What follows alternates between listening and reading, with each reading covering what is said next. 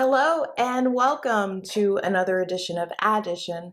I'm your host, Addy. I'm a product manager at Microsoft, a mathematician, a futurist, tech optimist, artist, and creator, and I'm here every day, Monday through Friday, bringing you the news, the hot topics in tech, an update on the markets, some career advice, and letting you know what I'm geeked out about this week.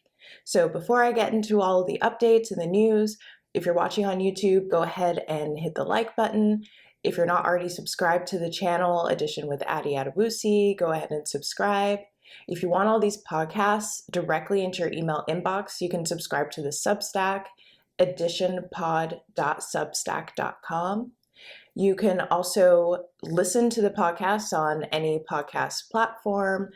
If you're listening on Apple or Spotify, I would love if you could leave a 5-star review. It really helps make the podcast more visible to others. And you can also follow me on social media. I'm on TikTok and Instagram at Edition with Addy.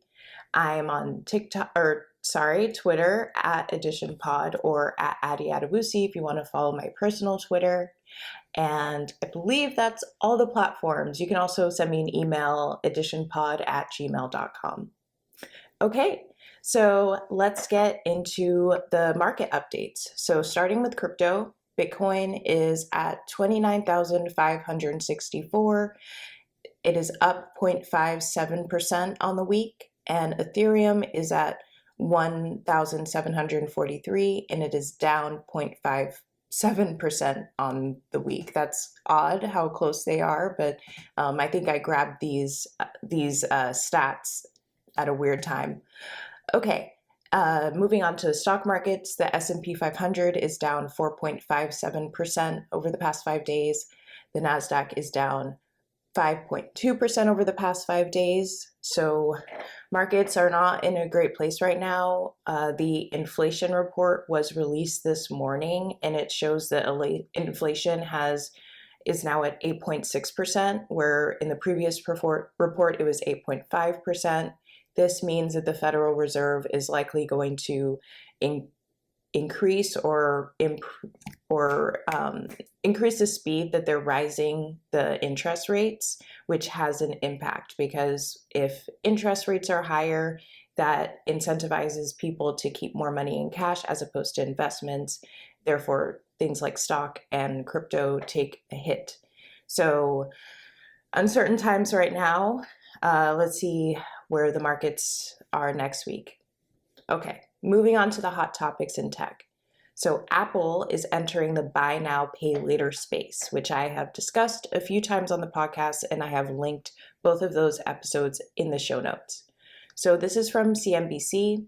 Apple's latest fintech move has buy now, pay later industry on edge. I quote from the article. The iPhone maker announced plans to launch its own pay later loans on Monday, expanding an array of financial services products, which already includes mobile payments and credit cards. Called Apple Pay Later, the service will allow users to pay for things over 4 equal installments paid monthly without interest. Apple said it will handle lending and credit checks for Apple Pay Later through an internal subsidiary, taking Goldman Sachs, which has previously worked with the firm on its credit card, out of the equation. The move is a significant step that will give Apple a much bigger role in financial services than it currently plays. So previous edition episodes, I discussed Klarna, which is a buy now, pay later tool on episode 35, and I was sharing the layoffs that they were doing. And on episode 38, I shared a story about Stripe partnering with a firm to make buy now, pay later services available. So the premise of this article is saying if Apple moves into buy now, pay later, competitors like Affirm and Klarna they don't have a chance because a lot of people have iPhones, and if they could do it automatically through Apple, why would they use something like a Klarna? And I also think it's interesting at this time where markets are down, inflation is high, Apple is probably seeing more of a need for these installment loan services. I know that I would be tempted. Right now, I'm not tempted to use buy now, pay later because I just don't choose that option. I mainly buy my items through Amazon, which I don't always see a way to do buy now, pay later. If I, every time I was making a purchase on Apple, so like a subscription to an app, or if I was paying something with Apple Pay and I had the option to pay in 4 installments, it would be really tempting to do that. So I'm kind of just concerned in general about buy now, pay later. I know I'm a tech optimist, but the fact that they don't do a credit check makes me feel a little bit uncomfortable that people may move, just become indebted to Apple or Klarna or Affirm, especially young people. Think about the age that people start to use iPhones. That being said, if I put on my tech optimist futurist hat, maybe this type of buy now, pay later is necessary for people to live their lives. And tech companies are just enabling this for them, even though it may not put them in the best financial situation. If they need to order a new lawnmower ASAP, or let me think of something a little bit more critical, like, maybe it's baby formula, things like that, and they can pay with Apple Pay and use installments if they can't afford it, then I guess this is a net positive. So, really interesting. It's an area that I'm really fascinated by in tech, the buy now, pay later space. So, I will continue to track this story and let you know how it develops. So, moving on, more layoffs. So, this time it's Stitch Fix. So, Stitch Fix their shares of stock sink after the company announces layoffs, offering weak guidance. And this is from CNBC. So Stitch Fix is laying off 15% of its salaried workers, or about 330 people. The company also issued weak revenue guidance as it contends with weaker consumer demand. Shares of the company fell Thursday to $7.78. A year ago, the stock was trading above $68. Okay, so Stitch Fix, I have used this service before during the beginning of the pandemic when, stores were closed. I thought, let me try Stitch Fix. And at the time, they were in the news because they were essentially getting rid of all of their California staff, or not staff. I guess they have these people called stylists. So if you don't know what Stitch Fix is, you pay $20 a month. They send you a box with 5 items based on your style, fashion, and preferences. It is put together by a human, like a human picks the items, and they're your stylist. And I'm not sure whether these stylists are full-time employees or if they're part-time or if they're contractors, but they had cut a lot of those people off or laid those people off, ended their contracts, etc. So now I'm hearing that they're laying off 15% of their salaried workers. So it's very clear that Stitch Fix is struggling. I would say I used the service maybe for 2-3 months and stopped it because I didn't think the fashion or the styling was up to par. I really liked the idea of it. I wanted it to work, but the product just wasn't there in terms of the actual clothing items. If you use Stitch Fix, let me know in the comments. What do you think? Has the quality gone downhill? Is it getting better? Have prices been going up? Let me know. I want to know what's going on here. Unfortunately, again, we are dealing with people who have abruptly lost their jobs. If you are in a role or if you are at Stitch Fix and you're losing your position and there are opportunities for you at Microsoft, feel free to reach out to me and I'd be happy to give you a referral. Okay, moving on to more skeptical news. Jay-Z and Jack Dorsey launched a Bitcoin Academy in a public housing complex, and this is from TechCrunch. I quote from the article, the initiative aims to provide financial education with an emphasis on Bitcoin as a path to financial freedom, featuring free in-person and online classes taught by Lamar Wilson, who runs content site Black Bitcoin Billionaire, and Naja J. Roberts, founder and CEO of event and education space Crypto Blockchain Plug. The program will run twice per week in late June through September, and program participants will be provided smartphones, MiFi devices, and a 1-year data plan. There's even a weekend program aimed toward children.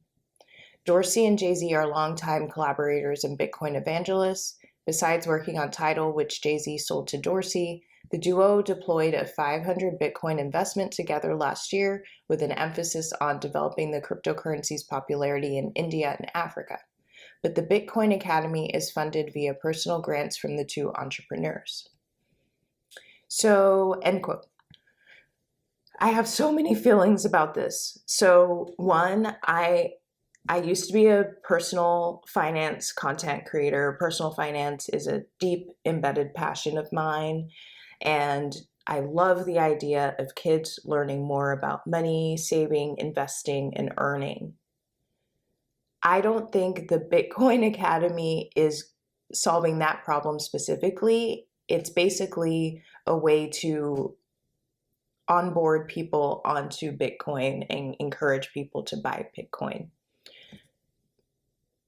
It is possible that this would work out great for them, but I feel like people living in housing projects, learning about Bitcoin is probably the last thing that they need in terms of financial literacy. There's probably things like understanding credit scores, understanding compound interest in investing, learning skills to command higher incomes. I would say that's more of a pressing need. But that being said, Jay-Z and Jack Dorsey, that's not what they do. So why would they be the ones responsible for providing that information?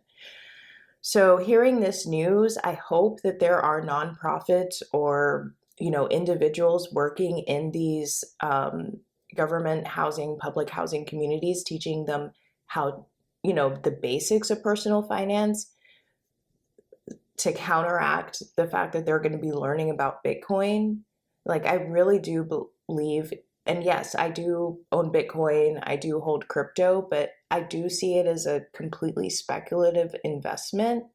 And I would not be doing it if I hadn't already got all of my other areas of personal finance intact, where I now have, with additional extra money, I can experiment with things like Bitcoin and crypto.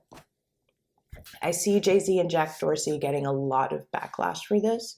That being said, it could work out and these kids and these low-income people could become millionaires, but who knows? So I don't know.